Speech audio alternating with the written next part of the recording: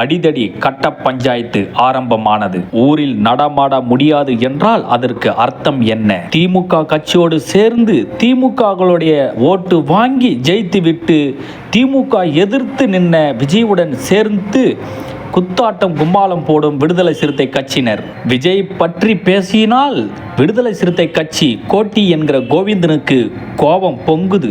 தொன்றத்து எல்லாம் திமுக காரங்கிட்ட, விசுவாசம் எல்லாம் பிகிலுகிட்ட, கொள்ளடிக்கிறதுக்கு விடுதலை சிறுத்தை கிட்ட. என்னடா உங்க வாழ்க்கை? சமூக வலைத்தளத்தில் விசில் விஜய் இதெல்லாம் பேசுறது ஒரு நாட்டினுடைய ஒரு முதலமைச்சர் ஆகக்கூடிய பொறுப்பில் இருக்கிறாரு. அவரை நீ தரக்குறைவாக பேசுறியடா பிரதீப், கேவிக்கு சேர்ந்த பிரதீப், இதெல்லாம் மிகப்பெரிய வன்மையாக விடுதலை சிறுத்தை வன்மையாக கண்டிக்கிறது.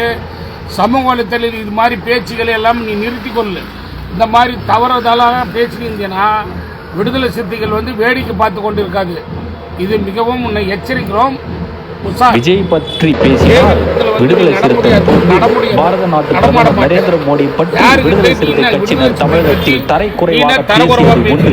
கருப்பு பலிந்து விடுவதும் தமிழகத்தில் வந்தால் எதிர்த்து போராடுவதும் தரைக்குறைவாக பேசுவதும் வாடிக்கையாக உள்ள விடுதலை சிறுத்தை இப்பொழுது விஜய் பற்றி பேசினால் பொங்குது. எதற்காக?